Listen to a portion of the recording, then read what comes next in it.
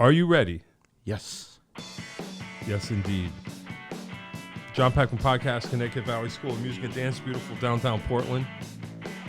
Come over the bridge, go through one set of lights, pull a Yui, park in front of the music store with the red neon light. Have your own podcast. Dave will tell you how at the end. Like and subscribe. Tell your friends. Be on the show with me. I'm here. I get the feeling I should have delinted before I came on. Bunny fur. Yeah, getting this feeling. New friend today, Cosmos Sunshine. Hello. Guitar player, singer, songwriter, record maker. Yep. Right? All those things. Yep. All those things. Yep. Awesome. So I just met Cos. We have a Bad Company Led Zeppelin tribute band called Zepp and Company, and that happened pretty quick over the last couple of months. But there is more to Cosmos than just that. And we're going to find out everything. So I don't know where you want to start. The origin of the cosmos. The origin of the cosmos? You know what I'm saying? Well, I guess it bears noting that that's my actual name. Amazing. Cosmos Sunshine's my middle name. Wow. Yep. Freaky hippie parents, you know. You just said it because I didn't have to. Yeah. Wow, yeah. that's amazing. Yeah, on Why the birth not? certificate. Wow. Yep. That's great. Yep. Why not?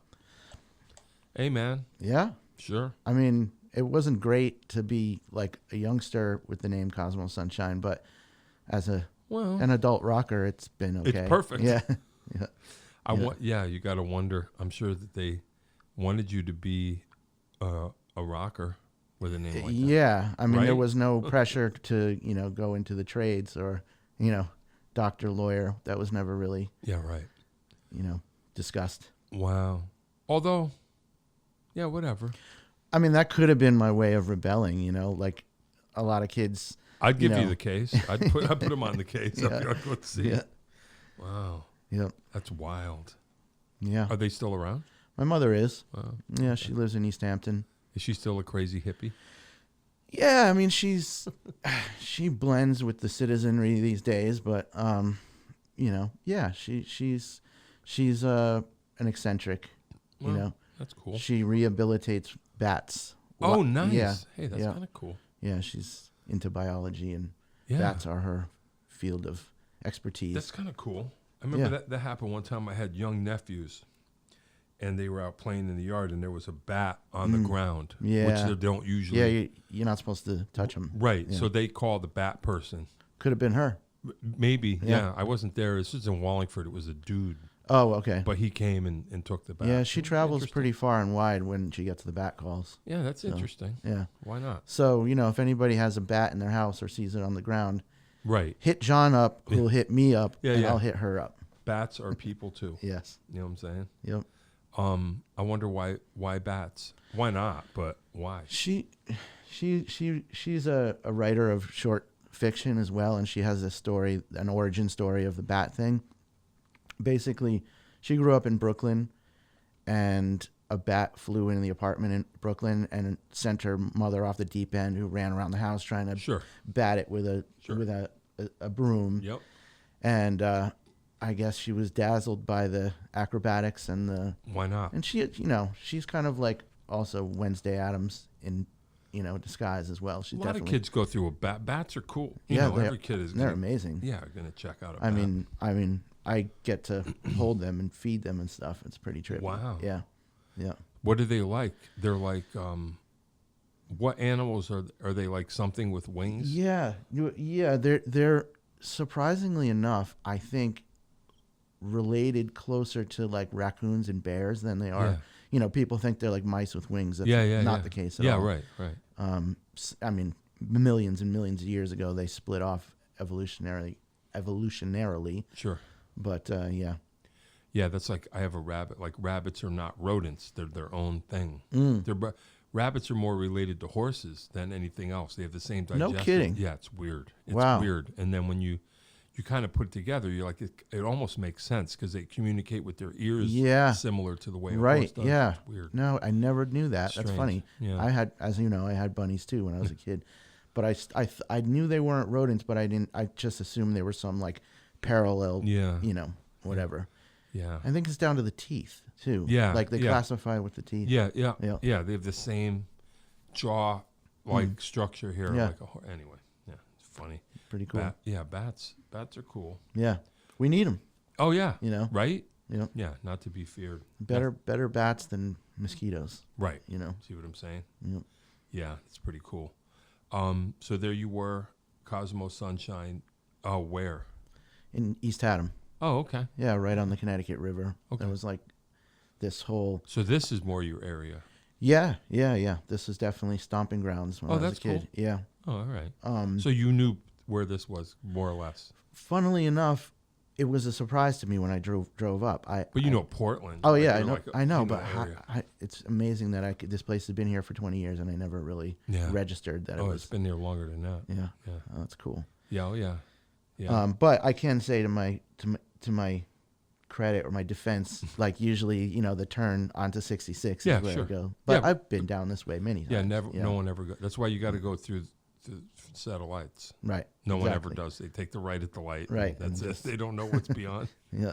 Yeah, this is beyond the light. Yep. You know. Yeah. You're getting kinda- close to the wilderness. threshold. Yeah. Yeah. Yeah. No, Portland's a cool town. Yeah.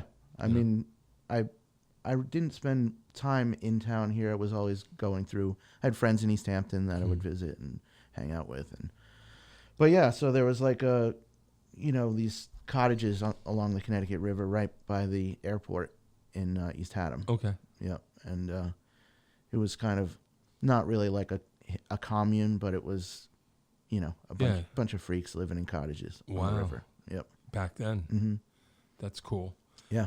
Were there other like freaky kids or whatever at Yeah, school, or was it just you, or there was still No, there a was little a couple. thing? There was a couple kids. that's cool. Yeah. So, and still friends with some of them. Yeah. like my oldest friends in the world. Yeah, right. Which is pretty cool. I wonder, is there still the thread? Well, your mom's there. No, she's in East Hampton now. Oh, okay. Yeah, she sold the place on the river, I don't know, 12 years ago or something like that. Had to get out. It was on the end of a dirt road. There's literally no electricity. I grew up with no electricity. Wow. Yeah, That's cool. the real homestead farm situation. Zeppelin 3. Zep 3. Yeah. Yeah. Yeah. Yeah, my childhood was very Zeppelin 3. Yeah. Yep. That's great. Yep. Yeah, mine was more physical graffiti. Mm-hmm. Different story. Yeah. Whatever. Where did you grow up? I grew up in Wallingford. Okay. Not even. I don't know there's no Zeppelin album for Wallingford, but Yeah. yeah. Maybe the BBC sessions. Yeah, maybe. Yeah, I don't know. Yeah, that's funny. So there you are. How'd you get interested in playing music? How did it happen? Well, there was, my parents had a huge vinyl collection. Sure. And so there was always music in the house. My dad used to throw these epic parties, which, despite no electricity, they would get generators and have bands down at the river and stuff. Wow. And Yeah, that's so it was, always music around. You have siblings? No. Oh, no. wow. Yep.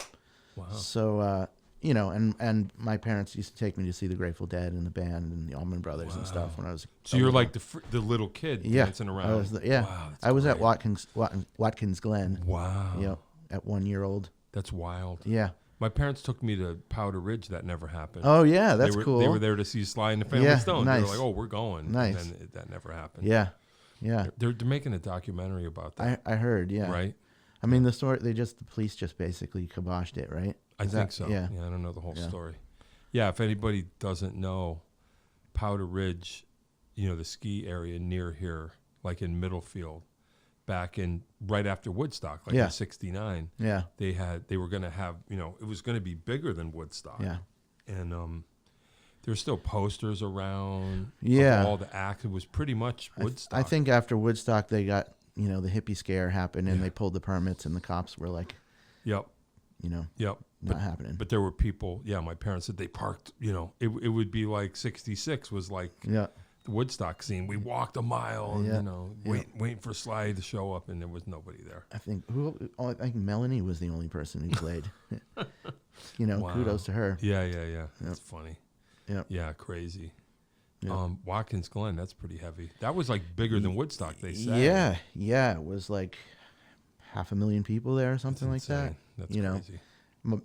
Both my parents were at Woodstock as well. Right. And you gotta, the world has changed. Mm-hmm. It changed since we started this 9 minutes ago. That's true. That's true, because we're hurtling towards critical mass here. But yeah, so it's just the idea that parents would take their 1-year-old child to 500,000 strong. Even my parents did, and they weren't. Well, I'm sorry, they weren't that freaky, but my parents were cool enough that they were like, "Oh, we're gonna go. Yeah. Next town over, we got to go check it out." Yeah, that would have been something. Yeah, would have been. So anyway, you picked up a guitar at some point. I did. When I was 14. Oh. Yeah, kind of late. Yeah. My next door neighbor got one.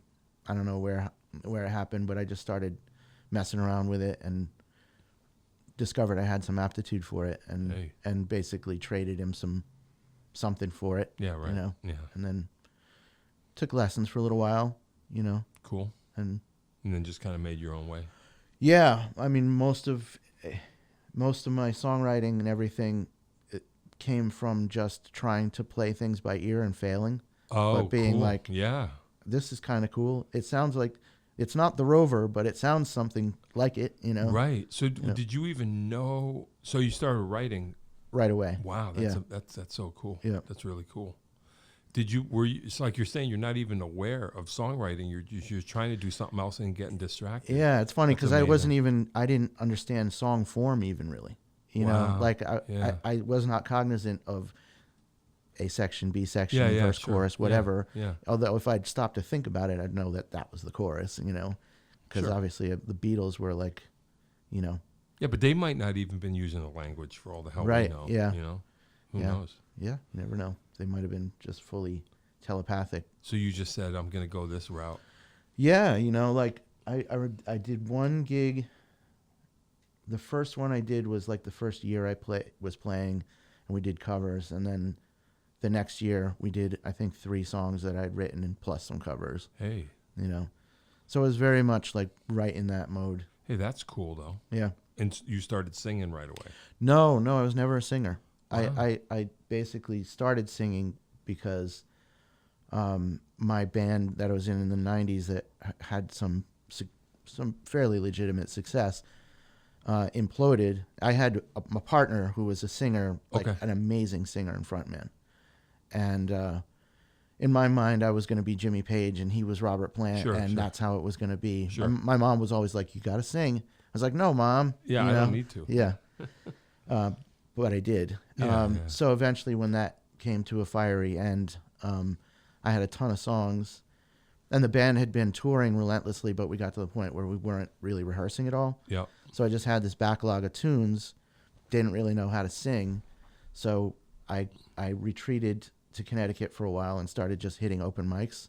Oh, and wow. just trying to teach myself how to project. And, So, yeah. So just everything's so organic. Yeah. Yeah. That's cool, though. Yeah. Not the route that everybody takes. I think, I go back and forth because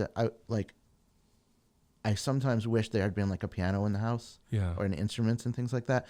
There was a ton of music, but I didn't have any. Wait a minute. How did they play music if there was no electricity? Run a turntable off car batteries. No shit. Yep. Wow. Yeah, it had to be done in limited quantities, but That's amazing. Yeah.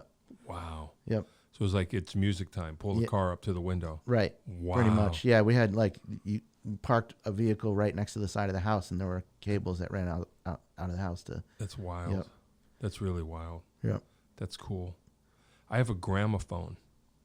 Nice. Yeah, when you come to the house someday, it's amazing because it's. So you have 78s too? Yeah. Nice. It's crazy because it's like when you really realize how it works. There's nothing electrical at all. Yeah, it's purely mechanical. It's just mechanical. It's a contraption, and you're like, so the needle, the tone arm, it's like a stethoscope material with the needle, which is literally a nail. You can replace it with a nail.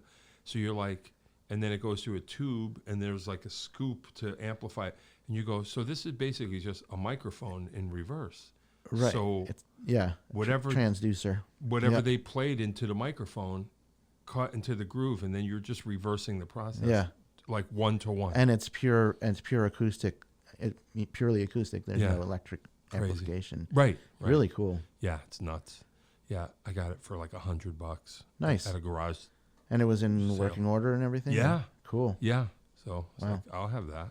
I've had 78s over the years that I just bailed on. Yeah. You know, because Yeah. I was like, you know, probably some pretty cool stuff. too. Gramophone's a way to hear it. Yeah. I had this one. Do you ever hear the man? So when I bought this gramophone, you know, there's like a pile of 78s with it. You know, yeah, Mm-hmm. sure, take them. And there was this one called the OK. The label was OK. Yeah. OK. The OK Laughing record. You ever hear of that? I have heard of it. Yeah. So I had it was in there. So No kidding. it's the freakiest. This is like 20s, 1920s, and it was like a novelty record that was a hit at the time. And it's just people laughing, like But a was man it and a with woman. like foxtrots or is it just Kind of. Yeah. There's like yeah. a guy playing trumpet, and then he stops, and they just are laughing, and it's kind of malevolent in a way. But I was like, wow, this record is so freaky, and I freaking broke it. Oh. You know, like I dropped it, Yep. and it broke, and I was like, I'll just find. No, you won't find another one. Right. That was it, Wow. and I broke it. Yeah, I mean, there's Weird. some stuff that exists on 78s that are like, you know, rare as could possibly be. You know, old blues and, you know, All that Yep. stuff. Yeah. Yeah, I got into it a little bit. I just buy lots. Mm-hmm. Like I'll buy 20, and then just sift through them and go, okay, see- there's a yeah. couple things, whatever. and you're still buying 78s or Not lately. Yeah, Not lately, but I went through that. yeah. That's But cool. anyway, yeah, that's wild. Yeah, you could have done that. Get a gramophone. Yeah, yeah. I'm surprised it didn't happen actually. It's never too late. Yeah, They it's true. exist. Yeah, They're around. I think if I see one, I'll get one. Yeah. Yeah. They're cool. I mean, so I got one. It's like portable. It's like a gramophone, no horn. It's just like a box that Yeah. you take to the picnic. But you can get, the Victrola, the big one Yeah. with the horn. Those are around, and they're Yeah. not that expensive. Yeah. Anyway, Wow. so there you are, Yeah. doing your thing, Yep. writing songs. Yeah. That's pretty cool. Your Yeah. parents must have been psyched. Yeah. Yeah. Yeah. My dad passed when I was a kid, like Okay. 5 years old. So, Uh-huh. but it was my mom, and she was always she was like a rock and roll soccer mom, basically. Yeah, right. She'd right. like take us to go see Iron Maiden at at New Haven Coliseum and Oh, stuff, and yeah. Dio and stuff. You know. Wow. So Hi- she got metal as she got older. I don't think it was to her taste exactly, but I think it behooved her to not have a bunch of kids, in some other kid's car driving, and I she got was you. happy to attend. I got you. Because we were like 14 years So old. that and was stuff. your thing. Yeah. And she was like, I'll take Yeah, it. yeah. I was Okay. quite the metalhead when I was in high school. Oh, that's funny. Yep, Cool. yep. So, so tell me about that. How did your trajectory go? Well, okay. So this is also again my mom's doing really. So I take an interest in guitar. Eddie Van Halen, Randy Rhoads out to the max. Yeah. And she's like, you should really listen to this guy Jimmy Page, and she gives me Led Zepp 2, and maybe just Led Zepp 2 to start. Yeah, yeah. And and that's it heavy just- enough yeah. to And it just totally blew my mind, like, Yeah. just hit something deep, Yeah. And then, so then I had to chase down every Zeppelin record and got totally obsessive. And, Yep. Yep, it was definitely Yeah, that's wild. yeah, Yeah, me too. yeah, Yeah, that's funny how that happens. sure does. Yeah, I was never into Zeppelin when I was in high school. It Oh. was after high school. Really? I kind of, I just, because I was, I graduated in 1985, so I was like, this is Mr. New Wave, like that was the thing, Mr. Punk Rocker. And Led Zeppelin was, I don't know if you remember, but like Cream magazine. Yeah. You either like The Clash or you like Led Zeppelin. Yeah, you know, right. and that defined Yeah. who you were. Right. And I just was like, I don't want to be a dirty hippie or Yeah. whatever. Yeah. And then once I got out of high school and all that stopped, I had like a friend left. And, I heard Zeppelin on the radio, but I Yeah. didn't know what songs or what album. And somebody left the first out, like Led Zeppelin, just the first record. And I was like, let me just get this straight. And I that's still my favorite, like that one record. And I just totally got into it. And I said, let me buy 2. Yeah. And I just went. I actually Sequentially. yeah, like I Yeah. spent like a year and a half Yeah. doing the whole thing in order, and it was Yeah. like great Yeah. because you really get the sense of like I mean, we can't relive it, but you know what it must have been like to be a Beatle fan too, where you're like, okay, I'm here. What are we doing now? Yeah. You know, and then Zep 3 comes and you're like, what are we doing? This is acoustic, you know, like, well, yeah. So my mom got to catch both of those realities because she was a huge Beatle fan and a huge Zeppelin fan. Yeah, right. So right. she got to, often think about like what a, seismic event the first Zeppelin album was when it came out, Yeah, that's what they say. Yep. Yeah. The only thing I'm older than you. I was fortunate that I took the Van Halen ride from one. Oh, like nice. It was the first, like there was only one record. Right. I mean, I remember it like it was yesterday. I used to have a drum friend, a couple of us. We'd just have like drum sleepovers, you know, and somebody would put the headphones on and play to a song, and then you would watch them, and then it was your turn. And he was cooler than me. He had the first Van Halen record, so he played Running with the Devil, and then put the headphones down. And as I was kind of making my way over to the record player, I heard Eruption coming out of the headphones. Nice. Like, what is that? Yeah. And that's how most of us, just like, what? And I bought that record right away. And the second one, like nice. I took the ride anyway. Yeah. I didn't get it Van Halen until Diver Down. Right. But that's a great record. Yeah, it really is. They're all great. Yeah. Yeah. I know we've had this conversation. I think it's a 6-mile walk. Right. I did this one time. Yeah. Oh, man. You walk in one direction for 3 albums and then turn around for 3 albums. And it's like, you got all the Diamond Dave era. all of it. Yep. Yep. Nice. In one shot. It's worth cool. it. Yeah, it's worth it. Yeah. It's really worth it. So when did you start playing in bands and kind of getting it together? Almost immediately. Yeah? Yeah, almost immediately. Like, I think I was playing for like 5 months or something when I formed my first band. We were Voyager. Oh, wow. Okay. Yeah, and we played Did you play electric guitar through the car battery? No. I had an electric guitar, but I didn't have an amp. Yeah. Right. I got an amp at some point, and I had it at where we used to practice. Oh, okay. And would play it through the amp when I was there, but at home I would just practice unamplified. Wow. And then there was also like at some point like little battery powered Marshall amps came out, and I got one of those. Wow. Yep.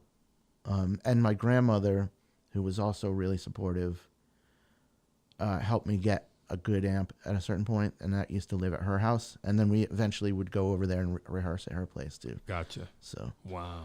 Yep. That's wild. Yeah. So there was one gig that happened as Voyager, at the high school talent show, Hail Ray High School talent show. Sure. And then the next year was the same event. What songs did you play? You remember?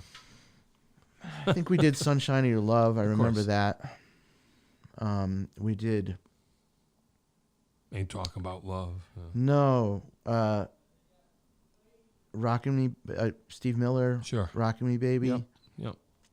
That's, we did it probably 4 or 5 tunes at least. Yeah. But Cool. Yeah. Wow. Imagine Yeah. that. So then the next one was the same event, but we played some of my songs that I'd written, and by that time, I'd already linked up with my once and future lead singer partner. Okay. Yeah. And so we kind of had tied the proverbial knot. Yeah, and you're like, this is going to be the thing. Yeah. I mean, he was your Robert Plant. Yeah. His stylistically and physiologically much more from the, Jagger, Bowie, Richards. I mean, not Richards. Chris Robinson kind of thing. Yeah.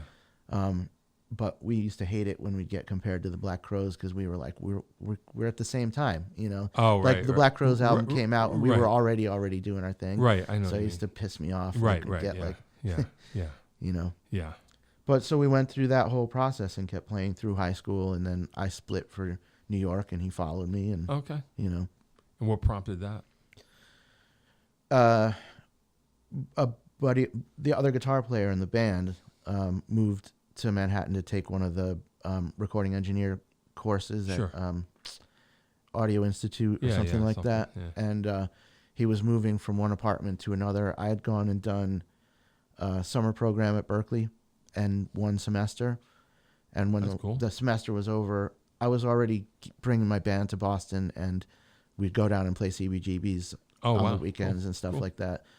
So I was already kind of like leaning in that direction. And then my buddy was like, moving into a new place. You want to move to New York? And I was like, And that would be yes. what year approximately? 1991. Oh, wow. Okay. Yep. That's cool. Yep. Maybe So- it was 92. So it could still be done. You're like, all right. Yeah. You I mean, do New it. York was a different place then, Right. I think with the current spate of, violent crimes, we might get back there, Oh, wow. in New York. Yeah, right. But, it was, you could have a loft with a rehearsal space on the Lower East Side with a bunch of like slackers just Right. doing minimal jobs or hustle. Right. And you could be there. And it was, Amazing. like as vital as you could imagine. Yeah, you know? yeah. That's great. Like the music scene, downtown rock and roll scene in New York City in the 90s was amazing. Wow. Yeah. Yeah. I was not aware of it. Yeah. Well, I mean, you heard some, the Spin Doctors and Yep. Blues Traveler. Sure. Those are the biggest names. Joan Osborne. Joan Osborne. Yep. I know her. Cool. I know her brother quite well. I produced her brother's band. Oh, cool. Yep. So it's all happening there at the yep, time. That's it was. exciting. Yeah. Yeah. We kind of inherited there was like this bar on 2nd Avenue and 13th Street called the Nightingale Bar. Okay. Yeah. Total outlaw dive Okay. insanity, but 7 nights a week, music all night, every night. And, that's where Blues Traveler and the Spin Doctors had their residences. We kind of inherited that Sure. from those guys. Sure. And, but at any given time, you'd have like, Greg Allman would come down to jam, or, So everybody Michael knew. Anthony. I met Geezer Butler there. Oh, It was just wow. like the place where Gotcha. if somebody's in town, they're going to go there because they know that's where the Gotcha. action is, Yep. Yep. Wow. That's exciting. Yep. Yeah, Wow. it was amazing. That's pretty cool. Yep. So there you are. There I was. Trying to get a deal or something. Yep, we did. We did. Oh, cool. Yeah. That's cool. We had all the suits in New York coming to our gigs, and we were, we got to the point where we could pack CBGB out. What was the name of from your band? We were first called Cherokee Sex Workshop, Okay. and then we changed the name to Walking Bird. Okay. When we started touring nationally, we started to get a lot of flack. Like our management would get calls from people saying how clearly offensive the name was. Sure. And sure. but we were just hicks, naive as could be. Right. It's very we took- offensive even to factory workers. Like Right. every part of it. Yeah. So so everybody was against it, but I was just determined that we had to change the name. Once it dawned on me, like, oh yeah, Yeah, right. like They're telling you. the very last people in the world that I really want to upset. Yeah, you yeah, know, yeah. And we played at I forget the name of the club, but it was like the big club in Asheville, North Carolina, which is right in the center of the Cherokee reservation. And I was kind of shitting a little. Oops, sorry, No, I didn't it's mean okay. to. You can. But it was totally great. It was amazing, magical gig. But that was one of the last ones we did as Cherokee Sex Workshop. Right. Figure it's a fitting end. Yeah. To the name. Yep. So anyway, yeah, and so we every A&R man in New York was at our shows. Cool.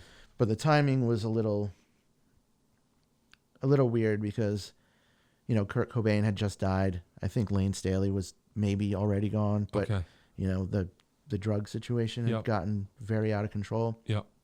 And they were, I think, starting to get a They little. don't want to promote another debauched rock band kind of or whatever. We had a rep. Yeah. We had a very real rep about how we carried on and stuff, and so there was a reticence about taking the risk on signing another band like I guess that. you can't blame them, I guess. Yeah, exactly. But we our management was like, hold out for the big deal, and we were touring, opening for Government Mule mostly. Oh, that's cool. Like that was the beginning of that band, and Yeah. Warren Haynes produced our first album. Oh, wow. So we toured with them relentlessly, but we had no product. We were like trying, cassette demos and stuff like that. Yeah. And it just killed the band, Oh, wow. We spent years on the road with no product, and our management being like, we're going to get the big payout. Finally, I was like, I just signed a indie deal memo. Like You know, Yep. like literally the napkin. Put your, Sure. you know, I'm like, I'm taking this deal. We got to put out this record. It was sitting in the can. Yeah, A yeah. Warren Haynes produced album. Wow. And who paid for it? Just you guys just got it together. Yeah. Yep. Yeah. So, We had like one of the engineers used to be one of the, you know, assistants at Power Station. yeah. And at night you could go in and do Sure, sessions. So, sure, you know, sure. So you got all the cred, you got the product, you got everything ready Yep. to roll. and the band was amazing. Mm. Like really, really had it. Hey, that's cool. You know, yeah, sad that it, you know, met its demise. What happened? Can you tell us or? Yeah. Well, like I said, we were touring like crazy. Tensions, bad Yeah, behavior, sure, a bunch sure. of young idiots. Sure. You know, Sure. we all hated each other. Right, like any band. Yeah. Not us yet. Yeah. But Yeah. And you know, there were some problems. Yeah. Like some actual problems in the band. Okay. And So the indie deal, it didn't. we were already kind of dead in the water. It Okay. got the album out and we stuck it out for another year or something like that. Yep. Year or two. The but- management still said you should have held out. Or yeah, they were pissed. It, you know, caused a big hullabaloo. But Oh, wow. they didn't drop us. But yeah, you know, ultimately it was the real cliche rock and roll stuff that Yeah. did us in. Yep. And so that's when I was kind of like, I actually quit at a certain point. I was just like, Okay. I can't do it anymore. You know. And you were the main songwriter.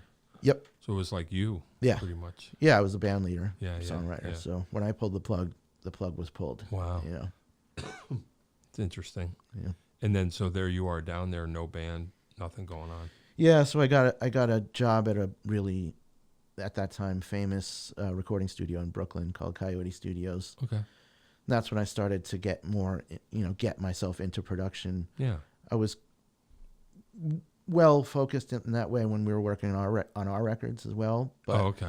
But then I got to learn a little bit about how to engineer and how to get those sounds. And Yeah. stuff like that. You know, how to flip a tape over to get a backwards reverb. Right. You Now know. you can make Zeppelin too. Right. Exactly. Yeah. Cool. So I worked there for a few years before kind of bailing up to Connecticut to Okay. try and lick my wounds a little bit. Yeah.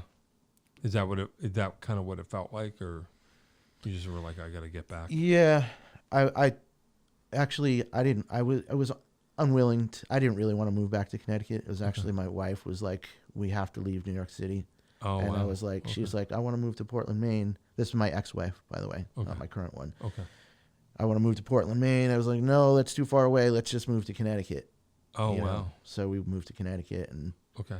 it was not great. Oh, Yeah, it was Okay. not great. But, you know, but things are cool now. things are great. Yeah, things are great. Different I- wife. different wife, you know, moved back to New York for a bunch of years. Oh, okay. Met the new wife, Gotcha. then came back again, Okay. but under completely different, you know, Yeah. auspices. Yeah. You know, Better. better. Yeah. Well, a lot better. Yeah. Cool. You know, my wife, she's a horticulturalist and a garden designer. Wow. And she has like, insanely rich clientele. Wow. And she Nice. was going back and forth from the northwest corner of Connecticut to Brooklyn Right. day after day after day. Wow. So it was finally like, and again, I was dragging my feet. I don't want to leave, Yeah. but we have to. I was like, okay, Yeah. Yeah. Yeah. this time I'm glad. How did she get? So she found clients up here, like Through somehow. through her New York clientele, because Okay. she started doing like rooftop gardens and Wow. literally crane lifting like fully grown Yeah, trees right, over townhouses and on the Upper West Side Right. and like Bonsai tree. or crazy whatever. stuff. Yeah. And it was just basically she had a partner. She sold her half of the business, the New York portion of the business, but kept all the Connecticut clients. And Aha. yep, So you didn't have a Northwest corner history, really? not at all. No. Wow. No. Wow. And how long ago was that when you came up here? Let's see. 8 years ago. Oh, wow. Seven Okay. 7 years ago, Okay. something like that. Yeah. Yeah. So you landed up there. Did you even know Tracy Walton? No. I met Tracy. I reached out to him because I was basically needed somewhere to work. Yeah, you know, yeah, yeah. like because You're still writing. I was on time. fire. Yeah, I was totally on fire, and just popping out an records. entire double album about the ex-wife or whatever. You know, Yeah. I have an album about the singer, an album about the wife. Yeah. Yep, a lot of processing going on. So I needed a place to record, but what I was also realizing at the time was that I had no videos of to speak of. Like, and I'd seen like a Julia Autumn Ford video somehow. Wow. I don't know why or how I saw it. Yeah. So I just reached out to him, and that's cool. We started working, and I made 2 records there and several singles and an EP and stuff. Yeah. We had a pretty good run. Yeah, that's cool. Yeah. Yeah. Yeah, no, he's got a great thing going on up there. He does. That's funny. Yep. So you have a new EP that you sent me, which was awesome. Thank you. What's that all about? That is my band in New York. Okay. It's a 3-piece. Great band. drummer. Yeah. They're high level cool. cats. Yeah, you know? yeah. He's actually, his main gig is like sound design, and he mixes operas and stuff like that. He's a heavy dude. But good old friends who we'd kind of. So you kind of made that back there the second time you were in New York. You kind of. Yeah. Okay. Yep. That's when I met those guys. They came over from California. Both. They're like a rhythm section. Yeah, you know? yeah. They just arrived. So it's like 3-piece, more or less. Yeah. Power trio thing. Cool. So we started playing a few years ago, and at a certain point, you know, working at Tracy's, like I've always wanted my own studio. Yeah. So I formed my own production company and built a studio in my house in Winstead. Oh, that's cool. And so this is the first fully fledged project that's come out of that recording studio. Wow. That was your drum sound. Great. Yeah. Everything sounded great. Yeah. I engineered and mixed the thing. Actually, correction, this young fellow Parker, I hire to do, like on full tracking sessions, I hire him to track usually drums and guitars, but you know, all the overdubs, mixing, all that stuff. Hey, that's cool. Yeah. Because I was listening to it because I love Tracy's drum. I love The Room on drums. Yeah. And I just assumed, you know, I listened to your thing and I was like, oh yeah, that's great. And that's your room. Yeah. That's my room. That's awesome. And I think you'll laugh because the drums are a mid-70s mahogany CB700. Like an orange sparkle CB700s. Yeah. That's so funny. Yeah. Yeah. Well, I mean, you know what it's like. Yeah. If you know how to tune them. Right. Yeah. And you know how to hit them, then. That doesn't matter. Yep. Yeah, that's awesome. Yeah, it was great. Yeah. Yeah. Drummer was smoking. I'm really happy with it. I was like, I just didn't know. I didn't know. I was like, oh, it's just probably Steve Peck or something. You know, like I was imagining, you know, Steve. I don't know him, actually. Great drummer. Yeah. But I just, I was like, I wonder who this is. Yeah. You know, that's what I was kind of picturing. Wow, that's cool. Yeah, those guys, when they came to New York, they were like the young kids. You know? Yeah. And, you know, because they're exactly like 10 years younger than me. Oh, wow. Which when, you know, you're 33 and they're 23. Yeah, that's a big difference. Now that we're all ancient, old as the hills, it's those things have just vanished. Yeah. Old is old. Yep. And that's that. Yep. Yeah, that's killer. So what do you call it? What is it? The Cosmos Sunshine Trio. Okay. Yep. So there it is. Just like We've that. pondered and tossed around names, and Murph, the bass player, was like, let's just call it Cosmos Sunshine Trio, like Miles Davis Quintet. You know, or, you know. Yep. That way you keep your identity. Yeah. Because I kind of also, Zepp & Co. being the major exception, made the determination that after my band in the 90s and everything, I was never going to do a thing, fully commit to a thing without my name on the masthead. Okay. You know what I mean? Why? Just because I was doing all the work.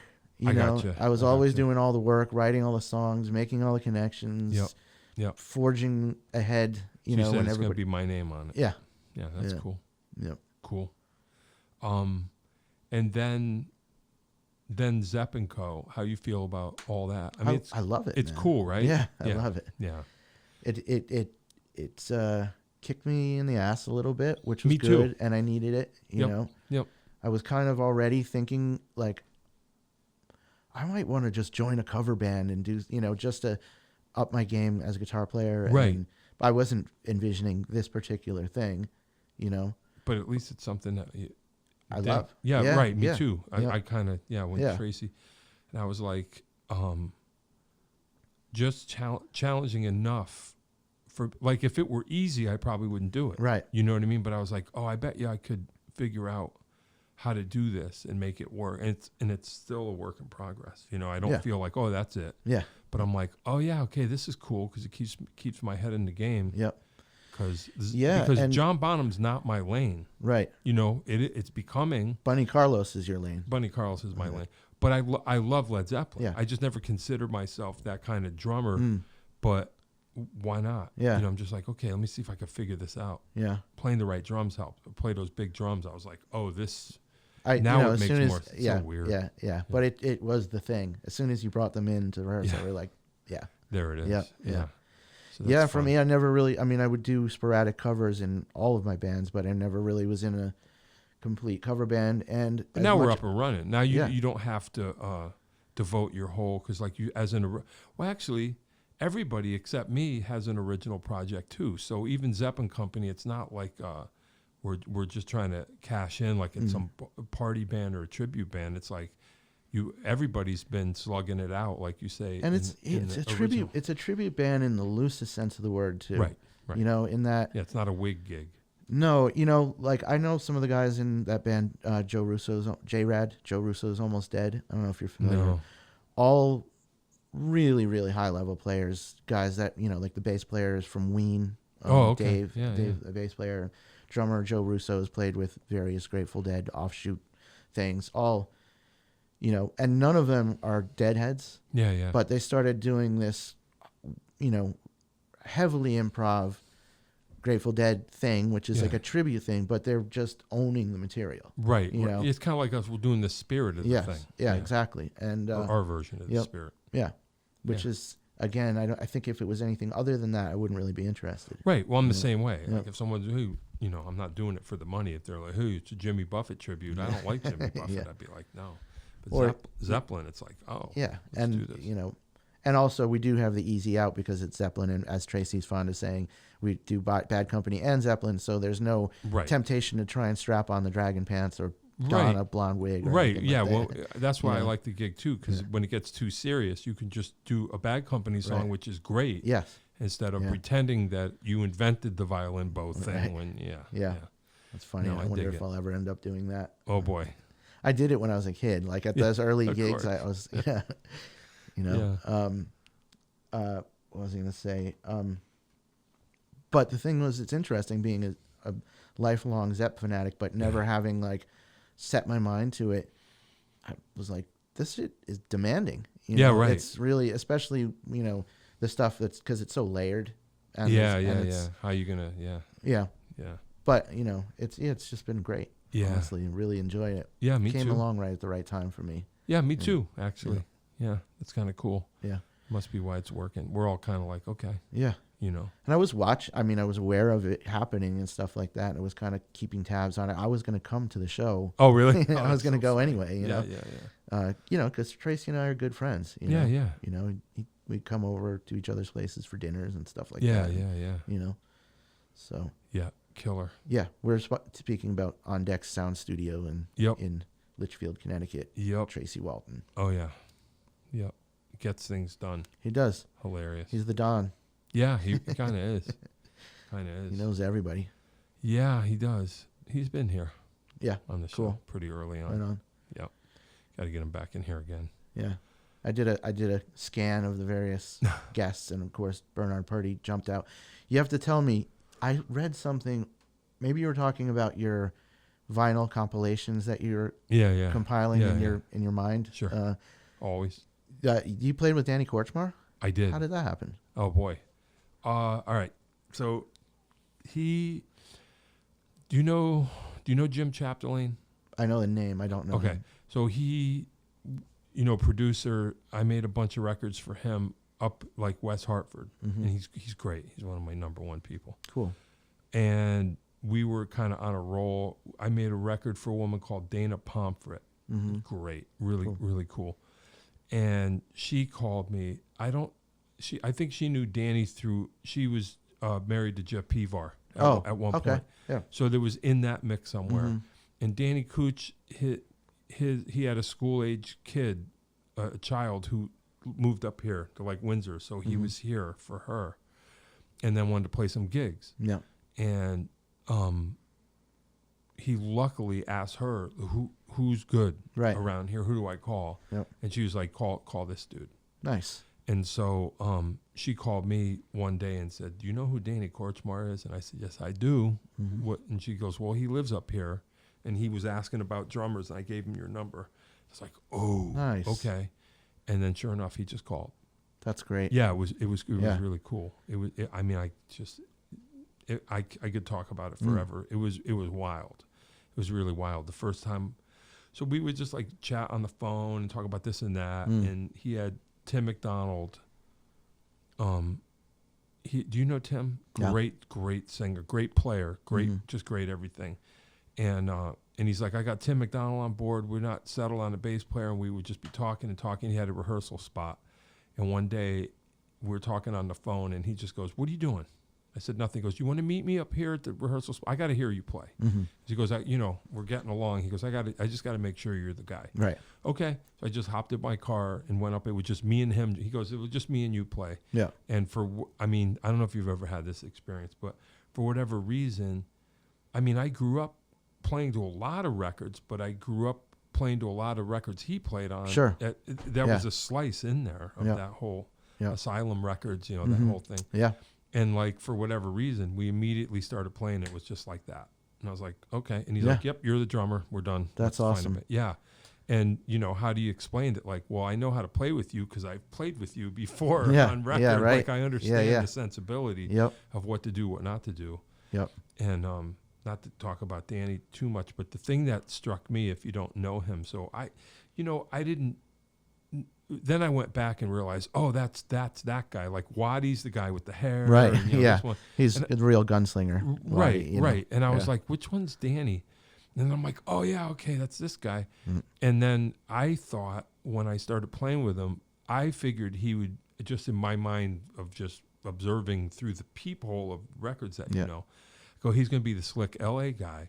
Not at all. Like, really? He's a super raw R&B, super funky, just like nice. From the guts. Huh. Like, yeah, like not. I didn't have that impression at all. Not a slick, mellow player at all. Wow. And then I realized, once I started playing with him, I was like, oh, he's the wild card. Well, I think they all are at this point. But our perception is, these are James Taylor's players. They're all mellow. Right. No, was nuts. Well, if you listen to, all the Warren Zevon records and stuff like that, there's some cut and loose going on. Things, I just, in your mind, like I say, we only know it through this peephole, and you hear the word mellow mafia, and that sticks with you, and you think that's what you're hearing. Yep. When in reality, it's just the gig. The gig is a gig. Right. Like, I remember I was, shy, getting to know him because I'm just some punk from Connecticut, and I had like a Ramones keychain or something, and he's like, "Ramones, one of my favorite bands." And I'm like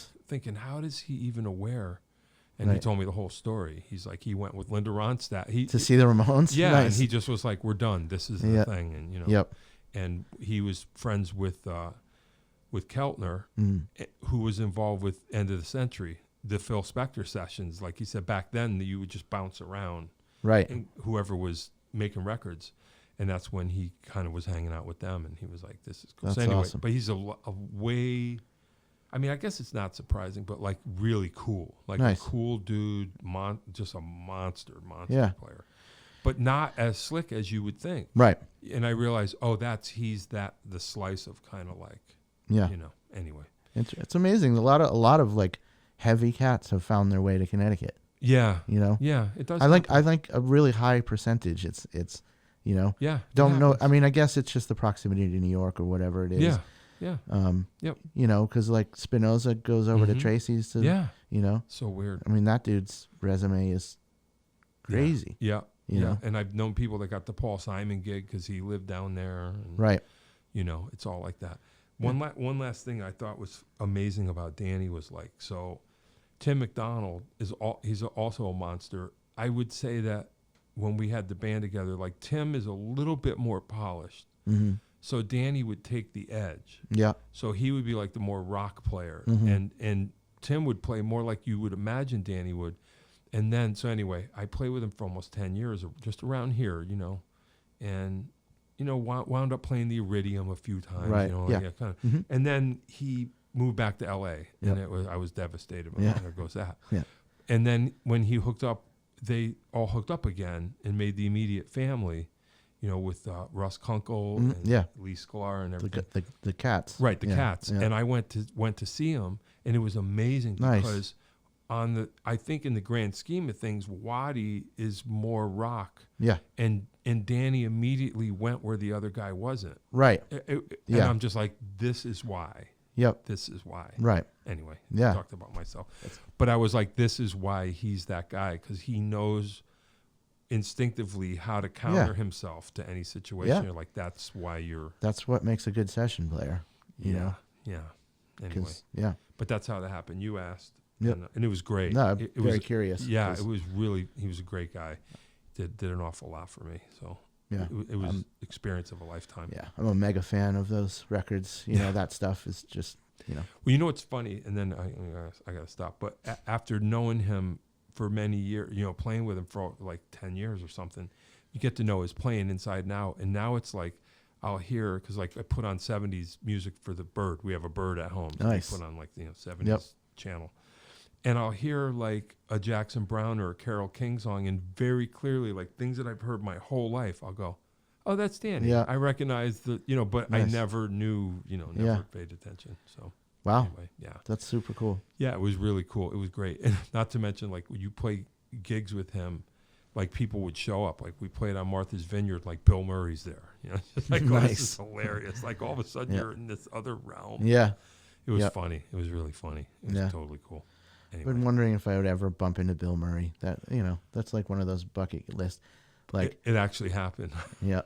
I one night I was in Brooklyn. I heard that he showed up at a bar that I was familiar with and just started bartending. Like, yeah, he's just like that dude. Like, right. There's a Woody Allen movie, Zelig. Yeah. He's everywhere. Just everywhere. Yeah, he's everywhere. Yeah. Yeah. No, I can't. I have to stop telling the stories. Yeah, but it was hilarious. I go, we're playing at Martha's Vineyard. My wife was there, and we played the set, and I come off, and Paula, my wife, comes running up to me. She goes, Bill Murray's here. He wants you to find him and bring him backstage, because he was friends with Danny. Yeah. Like everybody, Yeah. So he goes, he wants you to. He said, because I went over to him and said, that's my husband's the drummer. Yeah. And Bill Murray said, you sleep with the drummer? Of course. and he said, tell him to come get me. Yeah. So here I am, like, at this club. I'm trying to find Bill Murray. I'm like, where is he? And he came walking right by me and was talking to Sally Field. And I come up behind him, and I'm just like, Yeah. Yep. And he turned around and he goes, oh, it's you. And I'm like, no, it's you. And so anyway, so I got to bring him backstage, and we hung out. But yeah, it was just so funny. That's that thing of like, I'm going to tap Bill Murray on the shoulder. He's going to turn around, and he was totally cool. That's awesome. Yeah, it was a riot. Wow.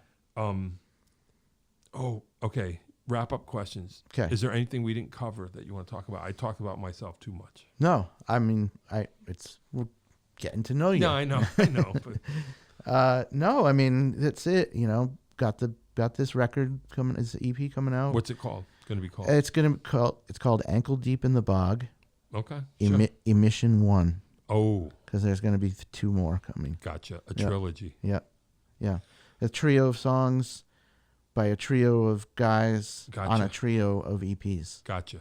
Is there a theme? I thought I detected one, but I'm not going to say. Oh, you mean in the material? Yeah. No, not that I'm aware of. Yeah. Doesn't mean there isn't, but yeah. No, the title just came from one night of revelry with the guys in the band came up, and we were But each walking EP around. doesn't have a different.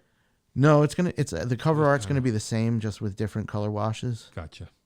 Okay, So, cool. And then depending on where we're at, I've made vinyl for three of my records. Yeah. Mainly to satisfy my own vinyl geekdom. Why not? So once the EPs are done, I might box them up and do a run. Cool. You know? Why not? Yeah. That's awesome. Yep.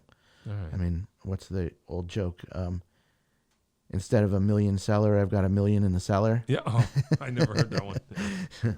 Yeah. Well, hey, man. But whatever. it's cool. I mean, even people Some who don't... guys golf. They spend money on golf. They're Right. never going to be superstar golfers. So, Yeah. whatever. I almost Well, said and golf players. Whatever. Shows you how golf much I know. player. Yeah. Yeah. But, you know, people will buy it as a merch item. Even people who are not vinyl freaks will buy it. You know? Right. So I've managed to sell a chunk of each of the pressings I've done. Yeah, why not? Yeah. Why not? Killer. Yeah. Wrap-up questions. Yes. Desert Island albums, a few, a handful, 5 records that you would only listen to if you were traveling. I mean, it would have to be Zepp Presence. Sure. Is my favorite Yeah, Zeppelin yeah, record. yeah. And I mentioned Sly and the Family Stone Fresh was like a deep one for me. Yeah. Now I'm gonna have to ponder. Oh boy. Of course, you know, the White Album. These are probably all gonna be fairly pedestrian choices because they're, you know, here's one from out of the blue. Alice Coltrane's Greatest. Oh yeah. You know, there's right? a good compilation of Alice Coltrane's record. Yeah. Of her recorded works. I just, for some reason, that stuff just really hits me. I love Alice Coltrane. Yeah. I actually got to know her son, Ravi. Oh wow. Yeah, good Hey. player too. Oh really? Actually, yeah, really good Yeah. player. So what's that? That's 4. Maybe a Mick Taylor, Let It Bleed, Mick Taylor era Rolling Stones. Yeah, sure. But then there's got to be some more contemporary stuff. I'm a big Wilco fan. Oh wow. Yeah. You know, sure. those guys are amazing. Yep. Anyway, yeah. Yeah, that'll do it. Yeah, sounds good. I could go on, but Yeah. Desert Island food. well, sushi on a desert island. Yeah. Well, don't get hung up on the desert island thing. I cook a lot. So Oh yeah, right. You were saying. I'm kind of like into really high level ingredients prepared wow. very simply. So Wow. I would say almost American cuisine, you know, but Yeah. to a high level. Yeah. Okay. You know. I'm looking forward to it. Yeah. That's cool. Yeah. You guys will come when Oh yeah. Oh, my wife's crazy season right now. So Yeah. Our we'll figure it out. our social engagements are somewhat limited in the we'll springtime. figure it out. We'll figure it out. Yeah, my wife loves food. Good. I don't care about food. No? But no. I'm looking forward to when there's just an app and you're just nourished and you can move on. Yeah. But I'm just a little that's powering up. But I'm into it. You Yeah. know, I'll check it out. Yeah. A show that you saw that changed your whole life in one shot. Stevie Wonder doing Songs in the Key of Life at the Barclays Center. Wow. Yep. That was a pinnacle one. That would be crazy. Yep. Yeah, I can imagine that. That's insane. Yep. Favorite movie or two? Are you into flicks at all or no? Yeah. I really like Rosemary's Baby. Sure. Yeah. But, you know, I could say some Stanley Kubrick or you know. Sure. But yeah. Okay. Rosemary's Baby. Yeah, we can go with that. Yep. All right, cool. What else? That's it? Yeah, I think so. You think so? Yeah, man, I think we hit the points, you know. Yeah, I think Did the so. thing. Yeah, we got something in May, Zepp and Company, something in May. May 18th, I think. Okay. It's a barbecue festival or in something like that. Burlington, Connecticut, maybe. Yeah, we'll figure it out. Anyway, mark the calendars for anybody who listens. May 18th, Zepp & Co. is coming. Yeah. Coming for you. That's right. Yeah, and that was fun. That first gig was a gas. It was. And a lot of fun. You know, it's getting serious when Tracy's got the what do you want backstage, and are the hotel accommodations going to be satisfactory? Yeah. Yeah. Well, good on him because. Hey man, you know, he'll get it done. Yeah. Exactly. Yeah. I don't know about you. I really felt like I don't know how to describe it because we rehearsed and it was new. It actually had that feeling of like your high school band at the variety show feeling. It was fun. Yeah, it was really a lot of people really enjoyed it. Yeah. It's only going to get better and better too. I think so. Yeah. All right, cool. Awesome. All right. Thanks, man. Cosmo Sunshine. Cheers. Yeah, definitely. Glad you were here. Me too. All right. I'm going to press the button. All right, now. John Peckman Podcast, Connecticut Valley School of Music and Dance. People from downtown Portland, come over to the bridge, go through one set lights, pull a Yui. Park in front of the music store with the red neon light. Like and subscribe. Be on the show with me. Have your very own podcast here in our beautiful studio. Dave will tell you how. Cosmo Sunshine, thank you very much. I appreciate you being here. And we will see you again, everybody. That is all. If you'd like to start your own podcast, give us a call at Connecticut Valley School of Music and Dance. Our professionally designed podcast space is here for all your recording needs. Rent out our studio to do interviews with up to 4 people, to record audiobooks, social media content, and all other recorded material. Our rentals include a private studio along with our professional-grade podcasting equipment, and we can customize your output to whatever your needs are. We also have green screen capabilities, which will expand to video capability if you so wish. So check us out here at convalley.net/podcast.